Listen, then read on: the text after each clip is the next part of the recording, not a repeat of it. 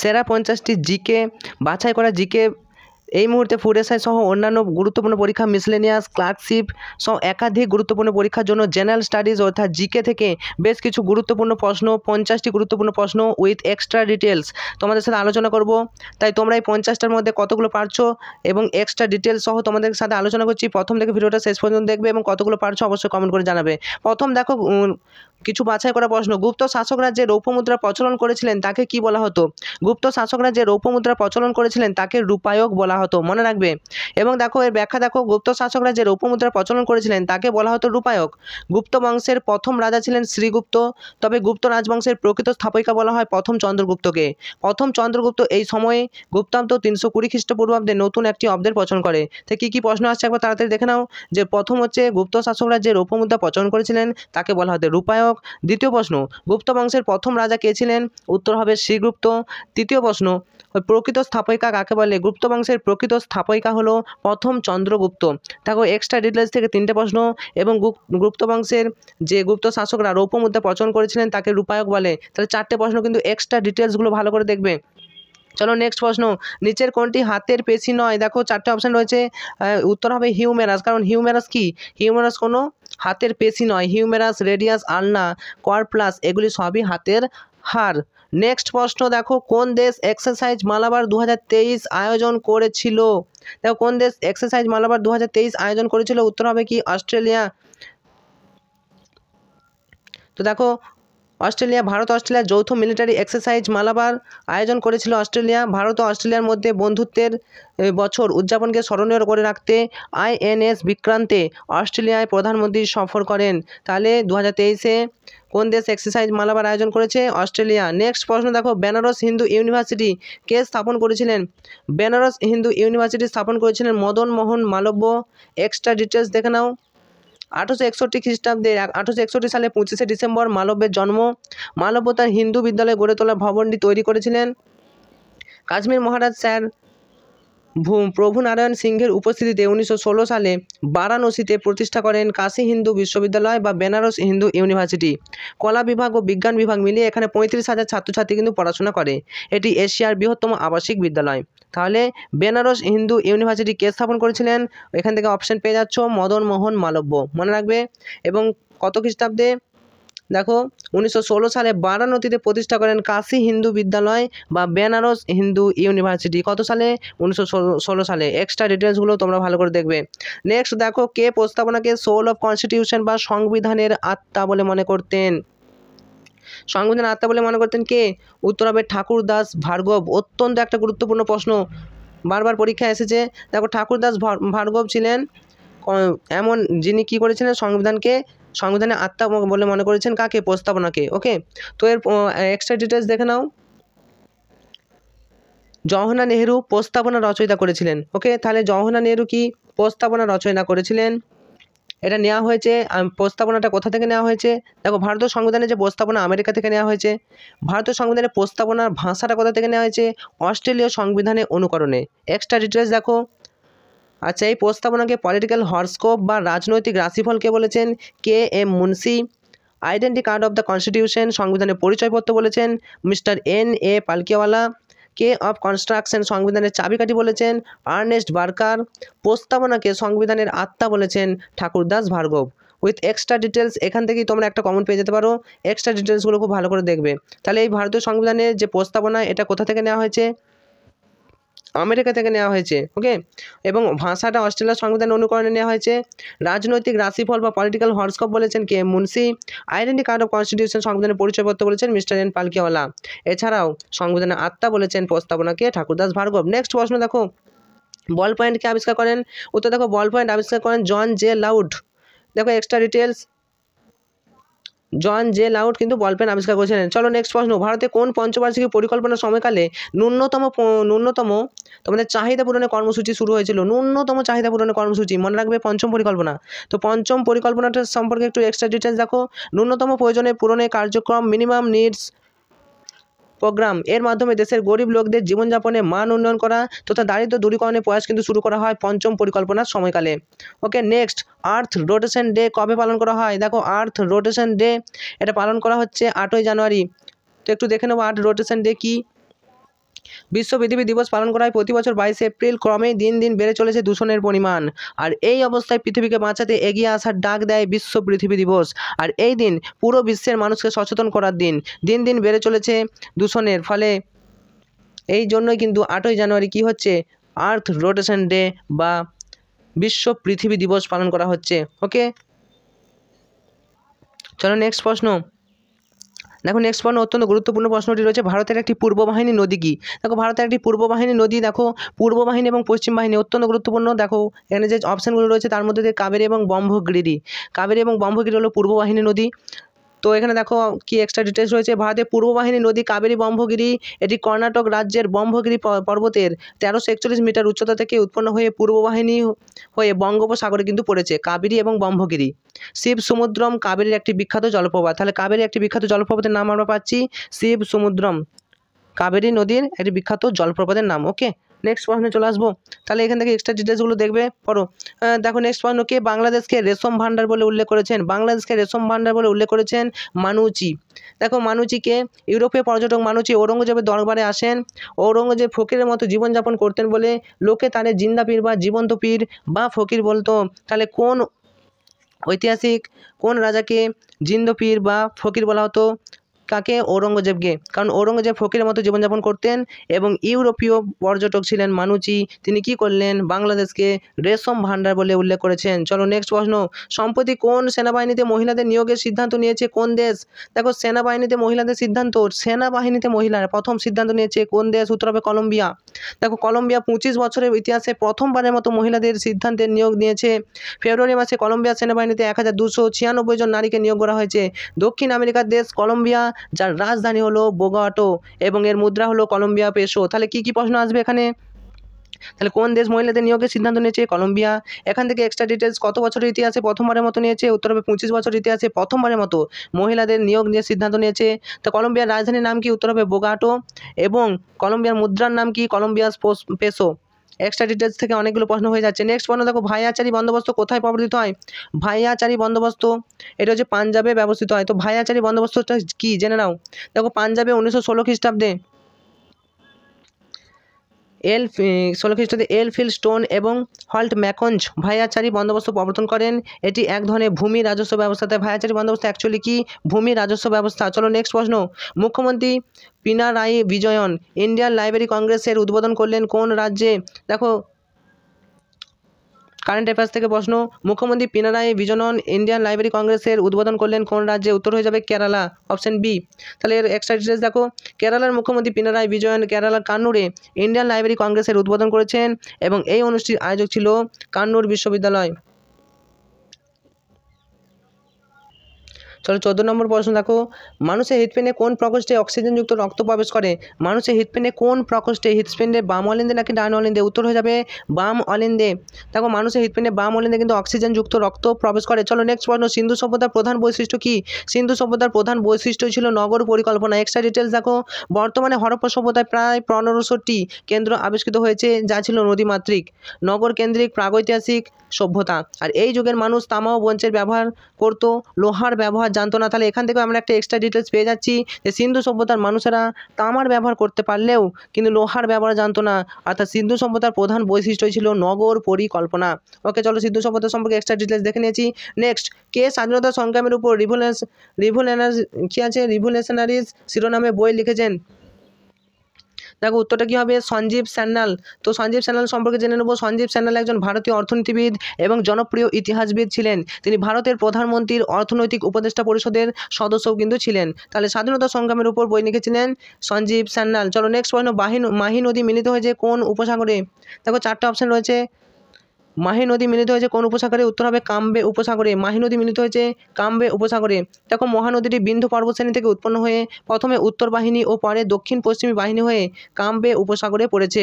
তাহলে মাহি নদী মিলিত হয়েছে কোন উপসাগরে? উত্তর হবে কাম্বে উপসাগরে। চলো, কুমার সম্ভবম কোন ভাষায় লেখা? দ্য কুমার সম্ভবম একটা বই, তো এটা সংস্কৃত বই। তো কোন ভাষায় লেখা হবে? সংস্কৃত ভাষা দিয়ে লেখা হবে। তো কুমার সম্ভবম সংস্কৃত ভাষায় লেখা। চলো নেক্সট প্রশ্ন, বাংলায় নীল চাষীদের উপর নীলকরদের অত্যাচারের কথা সর্বপ্রথম কোন পত্রিকায় প্রকাশিত হয়? দেখো বাংলায় নীল চাষীদের উপর নীলকরদের অত্যাচারের কথা হিন্দু প্যাট্রিয়ট, কোথায়? হিন্দু প্যাট্রিয়ট এই পত্রিকাতে প্রথম প্রকাশিত হচ্ছে। তো হিন্দু প্যাট্রিয়ট কি? 1860 খ্রিস্টাব্দে সেপ্টেম্বর মাসে দীনবন্ধু মিত্রের বিখ্যাত নীলদর্পণ নামে প্রকাশিত। তাহলে এখান থেকে এক্সট্রা ডিটেলস থেকে কী পাচ্ছি? নীলদর্পণ নাটকের রচয়িতাকে দীনবন্ধু মিত্র। কত সালে নীলদর্পণ নাটক রচয়িতা হয়েছিল? 1860 থেকে 1860 সাল, মনে রাখবে। নীল চাষিদের উপর নীলকরদের অত্যাচারের কথা হরিশ্চন্দ্র মুখোপাধ্যায় হিন্দু প্যাট্রিয়ট পত্রিকায় প্রকাশিত হয়।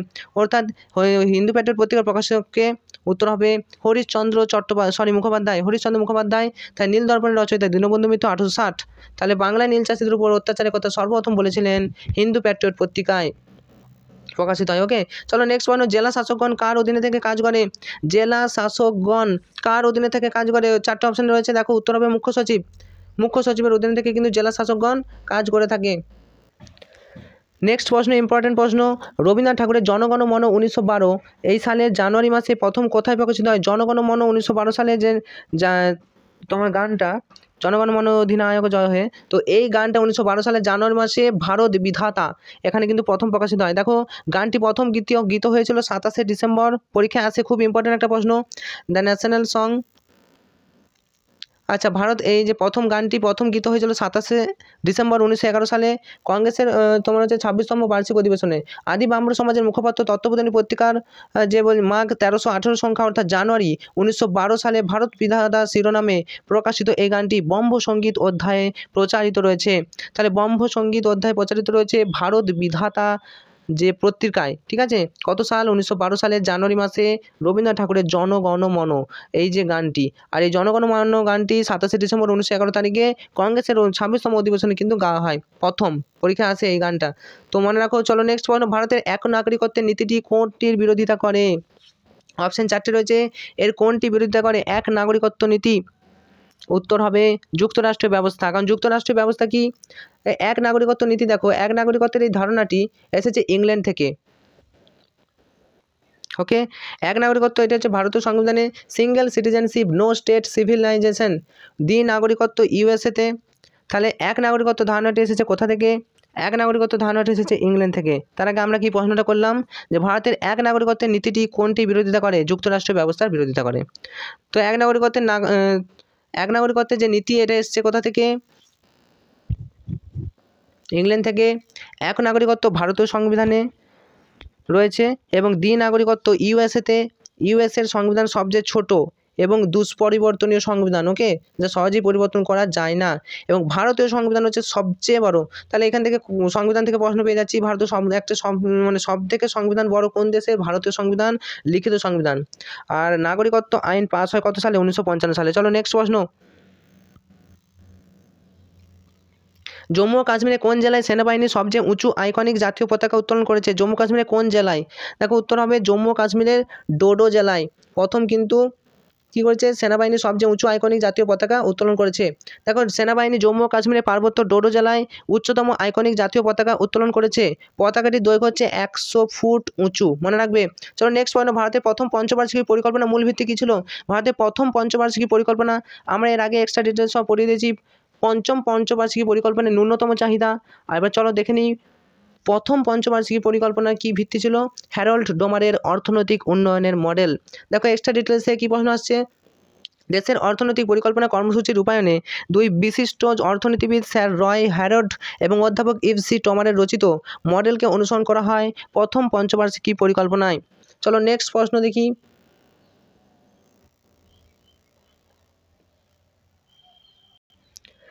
নেক্সট প্রশ্ন, কালবৈশাখী হয়, কালবৈশাখী কোথায় হয়? দক্ষিণ ভারত, পূর্ব ভারত, উত্তর ভারত, পশ্চিম ভারত, কোনটা হবে? উত্তর হবে কালবৈশাখী হয় পূর্ব ভারতে। তো এক্সট্রা ডিটেলস দেখো, অক্টোবর এবং নভেম্বর মাসে শরৎকাল এবং শীতকালের শুরুতে প্রত্যাবর্তনকারী মৌসুমী বায়ুর প্রভাবে বঙ্গোপসাগরে ঘূর্ণিঝড়ের সৃষ্টি হয় এবং করমণ্ডল উপকূলে বৃষ্টিপাত ঘটে। বঙ্গোপসাগরে উষ্ণ এবং আর্দ্র বায়ুর সঙ্গে মিলনের সময় ঘূর্ণাবর্তের কিন্তু সৃষ্টি হয়। পশ্চিমবঙ্গে তথা পূর্ব ভারতে এই ঘূর্ণাবর্তকে কালবৈশাখী বা পশ্চিমের ঝড় বলা হয়। মনে রাখবে কালবৈশাখী হয়েছিল কোথায়? পূর্ব ভারতে। পূর্ব ভারতে কালবৈশাখী হয়। চলো নেক্সট প্রশ্ন, আইএমডি এর রিপোর্ট অনুযায়ী 2022 সালে ভারতের কততম উষ্ণতম বছর ছিল? দেখো কারেন্ট অ্যাফেয়ার্স প্রশ্ন, আইএমডি এর রিপোর্ট অনুযায়ী 2022 সালে ভারতে কততম উষ্ণতম বছর ছিল? উত্তর হবে পঞ্চম উষ্ণতম বছর ছিল। তাহলে কী হবে? ভারতীয় আবহাওয়া দপ্তর অধিদপ্তর, ভারতীয় মৌসুমী বিজ্ঞান বিভাগ বা ইন্ডিয়ান মেটেরোলজিক্যাল ডিপার্টমেন্ট, আইএমডি এর পুরো নাম কি? India মেটেওরোলজিক্যাল department. আইএমডি হলো ভারত সরকারের অর্থ সায়েন্স মন্ত্রকের একটি সংস্থা। আর আইএমডি রিপোর্ট অনুযায়ী 2022 সালে ভারতের উষ্ণতম বছর ছিল পঞ্চম। ওকে, চলো নেক্সট। বৃষ্টি বিন্দু গোলাকার জল, যে জলে ফোঁটাটা গোলাকার হয় কেন? উত্তর হবে জলের পৃষ্ঠটানের জন্য। ওকে, জলের পৃষ্ঠটানের জন্য জলে ফোঁটা গোলাকার হয়। চলো নেক্সট প্রশ্ন। দিল্লির লালকেল্লা কার আমলে নির্মিত হয়েছিল? দেখো, দিল্লির লালকেল্লা নির্মিত হয়েছিল শাহজাহানের আমলে। উত্তর হবে শাহজাহান এর আমলে। চলো নেক্সট প্রশ্ন। কোন রাজ্যের চিফ মিনিস্টার সুখশ্রী সহায়তা কোষ লঞ্চ করলো? আচ্ছা দেখো, উত্তর হচ্ছে হিমাচল প্রদেশ। উত্তর হয়ে যাচ্ছে হিমাচল প্রদেশ। দেখো, চিফ মিনিস্টার সুখশ্রী সহায়তা কোষ হলো হিমাচল প্রদেশের সরকার কর্তৃক প্রতিষ্ঠিত একটি তহবিল, যা হচ্ছে রাজ্যের অসহায় শিশু এবং মহিলাদের উচ্চশিক্ষা এবং অন্যান্য সাহায্য প্রদানের জন্য এই যে এটা সহায়তা কেন্দ্র চালু করেছে। কোন সরকার? হিমাচল প্রদেশ। চলো নেক্সট প্রশ্ন। রংপুর বিদ্রোহের একজন নেতার নাম লেখো। রংপুর বিদ্রোহের একজন নেতার নাম হলেন নুরুল উদ্দিন। দেখো, নুরুল উদ্দিন হলেন রংপুর বিদ্রোহের একজন নেতা। গভর্নর জেনারেল ওয়ারেন হেস্টিংয়ের সময় ইজারাদারি দেবী সিংহের বিরুদ্ধে নুরুল উদ্দিন স্থানীয় সরকার গঠন করে। 1783 খ্রিস্টাব্দে 18 জানুয়ারি রংপুর বিদ্রোহ সূচনা হয়। তাহলে অত্যন্ত গুরুত্বপূর্ণ। স্থানীয় সরকার গঠন করে কত সালে? 1783 খ্রিস্টাব্দের 18 জানুয়ারি। এই সময় কিন্তু রংপুর বিদ্রোহ সূচনা হয়। তাই রংপুর বিদ্রোহের একজন নেতা যদি পরীক্ষায় আসে, নুরুল উদ্দিন। পাশাপাশি সালটাও মনে রাখবে এবং কার সময়ে কার আমলে গভর্নর জেনারেল ছিলেন? ওয়ারেন হেস্টিংস এর আমলে। কার বিরুদ্ধে ঘোষণা করেছিল? উত্তর হবে দেবী সিংহের বিরুদ্ধে। কে ঘোষণা করেছিল? নুরুল উদ্দিন। তাহলে নুরুল উদ্দিন একজন রংপুর বিদ্রোহের নেতা ছিলেন। সালটাও মনে রাখবে 1783। এক্সট্রা ডিটেলসগুলো খুব ভালো করে মুখস্থ করবে। চলো নেক্সট প্রশ্ন দেখো। বিশ্বের প্রথম 200 মিটার দীর্ঘ বাঁশের ক্যাশ ব্যারিয়ার বাহুবলী কোন রাজ্যে স্থাপন করা হয়েছে? উত্তর দেখো মহারাষ্ট্র। তো দেখো, মহারাষ্ট্রের বিদর্ভের ভানিওয়ারাতে হাইওয়েতে বিশ্বের প্রথম 200 মিটার দীর্ঘ বাঁশের ক্যাশ ব্যারিয়ার, যার নাম বাহুবলী, স্থাপন করা হয়েছে। চলো নেক্সট প্রশ্ন। বর্তমানে সম্পত্তির অধিকারটি রাইট অফ প্রপার্টি ভারতীয় সংবিধানে কোন অংশে যুক্ত হয়েছে? ভারতীয় সংবিধানে 12তম অধ্যায় পার্ট 12। এই অধ্যায় কিন্তু রাইট অফ প্রপার্টি সম্পত্তির অধিকারটি স্বীকৃত হয়েছে, এটা থাকবে। তো উইথ এক্সট্রা ডিটেলস চলো দেখে নিই। দেখো, সম্পত্তির অধিকার 44তম সংশোধন 1978 সম্পত্তির অধিকারকে মৌলিক অধিকার থেকে বাদ দিয়ে দেওয়া হয় এবং আইনত অধিকারের স্বীকৃতি দেওয়া হয়। 301 নম্বর ধারা এটা বর্ণনা রয়েছে বিস্তারিত। তাহলে সম্পত্তির অধিকার কততম সংশোধনীতে বাতিল করা হয়? 44তম সংশোধনীতে। এটা মনে রাখবে 1978 44তম সংশোধনীতে। যা কিছু বাদ দেওয়া হয়েছে 44তম সংশোধনীতে বাদ দেওয়া হয়। যাই হোক, এটা একটু তোমরা দেখে নেবে। পাশাপাশি কি বললাম, পার্ট 12 দ্বাদশ অধ্যায়ে কিন্তু ভারতীয় সংবিধানের এই অংশটা যুক্ত রয়েছে, কি সম্পত্তির অধিকার যে অংশ। চলো নেক্সট পয়েন্ট। ভারতের জাতীয় উন্নয়ন পর্ষদ কবে গঠিত হয়েছিল? মনে রাখবে 1952 জাতীয় উন্নয়ন পর্ষদ 6 আগস্ট 1952। তো দেখো এক্সট্রা ডিটেলস, 6 আগস্ট 1952-তে ভারতের প্রথম জাতীয় উন্নয়ন পর্ষদ গঠিত হয়, যার উদ্দেশ্য ছিল, কি উদ্দেশ্যে গঠিত হয়েছিল? রাজ্য সরকারগুলির সঙ্গে পরিকল্পনা কমিশনের সমন্বয় সাধন করার উদ্দেশ্যেই জাতীয় যে উন্নয়ন পর্ষদ গঠিত হয়েছিল। চলো নেক্সট। পশ্চিমবঙ্গের পঞ্চায়েত আইন কবে প্রণীত হয়? অত্যন্ত গুরুত্বপূর্ণ একটা প্রশ্ন। দেখো, 1956 পঞ্চায়েত আইন, প্রথম পঞ্চায়েত আইন পাস হয়। প্রথম পঞ্চায়েত আইন পাস হয় 1956 সালে। দেখো, 1956 সালে পশ্চিমবঙ্গের প্রথম পঞ্চায়েত আইন পাস হয়। এই সময় পশ্চিমবঙ্গের মুখ্যমন্ত্রী কে ছিলেন? শ্রী বিধানচন্দ্র রায়। পশ্চিমবঙ্গের প্রথম পঞ্চায়েত আইন কবে পাস হয়? উত্তর হচ্ছে 1956। এবং এই সময় পশ্চিমবঙ্গের বিখ্যাত পশ্চিমবঙ্গের মুখ্যমন্ত্রী ছিলেন শ্রী বিধানচন্দ্র রায়। চলো নেক্সট প্রশ্ন দেখো। সম্প্রতি অবসর ঘোষণাকারী সানিয়া মির্জা কোন খেলার সঙ্গে যুক্ত ছিলেন? সম্প্রতি অবসর ঘোষণাকারী সবাই জানো, কারেন্ট অ্যাফেয়ার্স যারা পড়েছো তারা জানো সানিয়া মির্জা কোন খেলার সাথে যুক্ত। উত্তর হবে টেবিল টেনিস। দেখো, সানিয়া মির্জা একজন ভারতীয় প্রাক্তন পেশাদার টেনিস খেলোয়াড়, একজন প্রাক্তন ডাবলসে বিশ্ব নাম্বার 1। তিনি 6টি বড় বড় শিরোপা পেয়েছেন, 3টি মহিলা ডাবলসে এবং 3টি মিক্সড ডাবলসে, মোট 6টি। 2003 থেকে 2013 সালে একক থেকে অবসর নেওয়া পর্যন্ত মহিলা টেনিস অ্যাসোসিয়েশন তাকে একক বিভাগে ভারতীয় নাম্বার 1 হিসেবে স্থান দিয়েছে। তাহলে সানিয়া মির্জা কোন খেলার সাথে যুক্ত? টেবিল টেনিস খেলার সাথে যুক্ত। চলো নেক্সট প্রশ্ন, 36 নম্বর প্রশ্ন। একটি বিকারের একটি বরফের ঘনক ভাসছে, বরফ গলে গেলে জলতল কি হবে? জলতল উঠবে, একই থাকবে, নাকি নেমে যাবে, নাকি প্রথমে উঠবে তারপর ভাসবে? দেখো কি হবে, একটা বিকারে কি করছে, বরফটা ভাসছে, তো বরফটা গলে গেলে জলতল কি হবে? বাড়বে কি? দেখো উত্তর হবে একই থাকবে। বরফ কিন্তু গলে গেলেও জলতল একই থাকবে। নেক্সট প্রশ্ন দেখো, হিন্দু বিধি সম্বলিত মিতক্ষরা গ্রন্থের লেখক কে? উত্তর হবে হিন্দু বিধি সম্বলিত মিতক্ষরা গ্রন্থের লেখক হলো বিজ্ঞানেশ্বর। নেক্সট প্রশ্ন, বিজ্ঞানেশ্বর, দেখো বিজ্ঞানেশ্বর সম্পর্কে ডিটেলস জানো। মিতক্ষরা গ্রন্থের রচয়িতা হচ্ছে বিজ্ঞানেশ্বর। এটি একটি ধর্ম নিরপেক্ষ আইন, বিজ্ঞান, জ্যোতির্বিদ্যা, ব্যাকরণ প্রভৃতি বিষয়কে আশ্রয় করে লিখিত গ্রন্থ। তো তাকে ধর্মশ্রেয় গ্রন্থ বলা হয়, ধর্মনীয় শ্রেষ্ঠ গ্রন্থ, যেমন মুদ্রারাক্ষসম, ব্রহ্ম সিদ্ধান্ত ইত্যাদি। তাহলে এই যে হিন্দু বিধি সম্বলিত মিতক্ষরা গ্রন্থের লেখক হচ্ছে বিজ্ঞানেশ্বর। চলো নেক্সট দেখো, ক্লডিয়াস চরিত্রটি কোন গ্রন্থের? ক্লডিয়াস চরিত্রটি কিন্তু হ্যামলেট গ্রন্থের। তাহলে ক্লডিয়াস চরিত্রটি কোন গ্রন্থের? হ্যামলেট গ্রন্থের। পশ্চিমবঙ্গের সর্বোচ্চ সিংহের নাম কি সবাই জানো তোমরা? পশ্চিমবঙ্গের সর্বোচ্চ সিংহের নাম হচ্ছে সান্দাকফু। তো চলো সান্দাকফু সম্পর্কে জেনে নিই। সান্দাকফু, যার উচ্চতা 3636 মিটার, এটি পশ্চিমবঙ্গ নেপাল প্রান্তের দার্জিলিং জেলার সিঙ্গালীলা পর্বতের সর্বোচ্চ শিখর ছিল। শিখরটি সিঙ্গলীলা জাতীয় উদ্যানের কিনারায় অবস্থিত। তাহলে কি পেলাম? পশ্চিমবঙ্গের সর্বোচ্চ শৃঙ্গ হচ্ছে সান্দাকফু এবং এর উচ্চতা কত? 3636 মিটার। এবং এটি কোন সীমান্তে অবস্থিত? এটাও জিজ্ঞাসা করতে পারে। পশ্চিমবঙ্গ নেপাল সীমান্তের দার্জিলিং জেলার সিঙ্গালীলা পর্বতের সর্বোচ্চ শিখর ছিল এটা, দার্জিলিং জেলার সিঙ্গালীলা। চলো নেক্সট প্রশ্ন, যে কোনো অর্থ বিল লোকসভার সম্মতি পেলে রাজ্যসভায় পাঠানো কত দিনের মধ্যে তা লোকসভায় ফেরত পাঠাতে হয়? খুবই গুরুত্বপূর্ণ একটা প্রশ্ন, কোয়ালিটি থেকে নিয়েছে। দেখো যে কোনো অর্থ বিল লোকসভার সম্মতি পেয়ে গেলে উত্তর হবে কি 14 দিন। দেখো এক্সট্রা ডিটেলস দেখো, যে কোনো অর্থ বিল লোকসভায় সম্মতি পেলে রাজ্যসভায় পাঠানোর 14 দিনের মধ্যে তা লোকসভায় ফেরত পাঠাতে পারে। রাজ্যসভার সিদ্ধান্তের ওপর এই বিল পাস হওয়া নির্ভর করে না। রাষ্ট্রপতি এই বিল ফেরত দিতে পারে না, তিনি স্বাক্ষর করতে বাধ্য। তাহলে উত্তর হবে 14 দিন। ওকে, চলো নেক্সট, কোন রাজ্যের মুখ্যমন্ত্রীর ডায়েরি শিরোনামে একটি বই লিখেছেন? দেখো কোন রাজ্যের মুখ্যমন্ত্রী ডায়েরি 1 শিরোনামে একটি বই লিখেছেন? উত্তর হয়ে যাবে আসাম। আসামের কোন মুখ্যমন্ত্রী? দেখো হিমন্ত বিশ্ব শর্মা, জন্ম হচ্ছে 1 ফেব্রুয়ারি 1969। তো একজন ভারতীয় রাজনীতিবিদ এবং আইনজীবী, যিনি 2021 সাল থেকে আসামের অন্যতম এবং বর্তমান মুখ্যমন্ত্রী হিসেবে দায়িত্ব পালন করে যাচ্ছেন। তাহলে মুখ্যমন্ত্রী ডায়েরি শিরোনামে বই লিখেছেন হিমন্ত বিশ্ব শর্মা।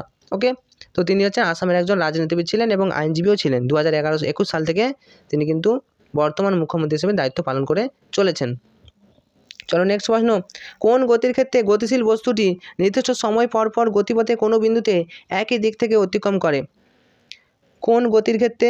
দেখো উত্তর দেখো পর্যাবৃত্ত গতি। উত্তর হবে পর্যাবৃত্ত গতির ক্ষেত্রে নির্দিষ্ট সময় পরপর গতিপথের কোনো বিন্দুতে একই দিকে অতিক্রম করে। চলো নেক্সট প্রশ্ন, ভারতীয় সংবিধানে কোন ধারায় বলা হয়েছে যে প্রতিটি রাজ্যের সরকার এবং কেন্দ্রীয় স্থানীয় কর্তৃপক্ষ এমন ব্যবস্থা গ্রহণ করবে যাতে ভাষাগত সংখ্যালঘু শ্রেণীর শিশুরা প্রাথমিকভাবে মাতৃভাষার শিক্ষা পেতে পারে? উত্তর হবে 350A ধারা।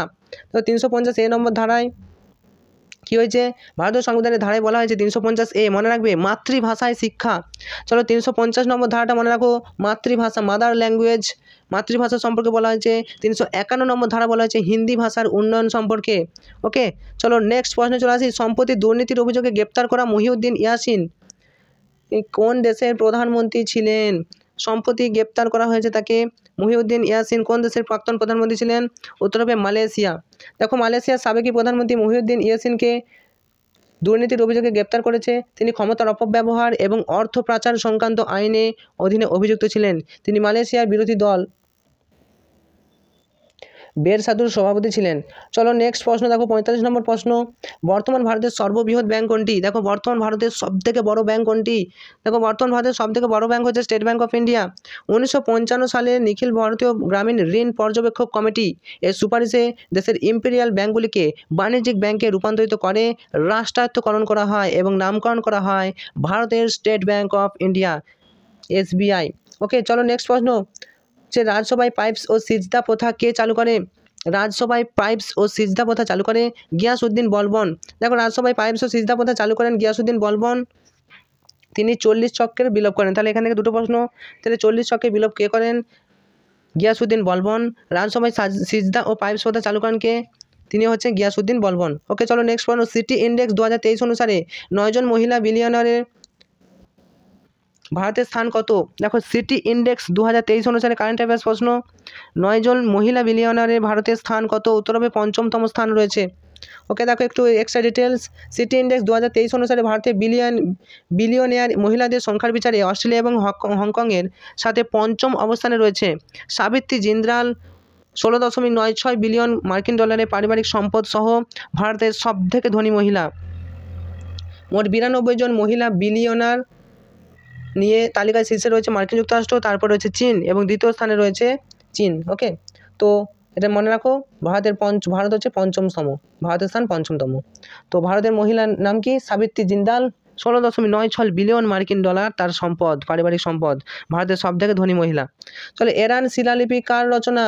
এরান শিলালিপি হচ্ছে দ্বিতীয় চন্দ্রগুপ্তের মন্ত্রী বীর সেনের রচনা। চলো এক্সট্রা ডিটেলস দেখো। দ্বিতীয় চন্দ্রগুপ্তের মন্ত্রী ছিল বীর সেন। এরান শিলালিপি রচনা করেছিলেন। এনার রাজত্বকালে ফাহিয়ান ভারতে আসেন। তার রচিত গ্রন্থের নাম হচ্ছে ফো কুয়ো কিং। তো দ্বিতীয় চন্দ্রগুপ্তের মন্ত্রীর নাম কি? বীরসেন। ঠিক আছে, এটা মনে রাখবে। এরান শিলালিপি কার রচনা? দ্বিতীয় চন্দ্রগুপ্তের মন্ত্রী বীরসেনের রচনা। পাশাপাশি এক্সট্রা ডিটেলস তোমরা এখান থেকে প্রশ্ন কী পেয়ে যাচ্ছ, যে এরান শিলালিপি রচনা করেছিলেন দ্বিতীয় চন্দ্রগুপ্তের মন্ত্রী বীরসেন, এবং তার রাজত্বকালে ফাহিয়ান ভারতে আসেন, এবং তার রচিত গ্রন্থের নাম হচ্ছে ফো কুয়ো কিং। চলো নেক্সট প্রশ্ন দেখো। মহিলাদের চাকরি প্রদানের শীর্ষ শহর কোনটি? মহিলাদের চাকরি দিতে শীর্ষ শহর, সবার সেরা শহর হচ্ছে চেন্নাই। মনে রাখবে, মহিলাদের চাকরি প্রদানের শীর্ষ শহর হচ্ছে চেন্নাই। দেখো, দ্বিতীয় অবস্থানে রয়েছে পুনে, এবং তৃতীয় অবস্থানে রয়েছে বেঙ্গালুরু।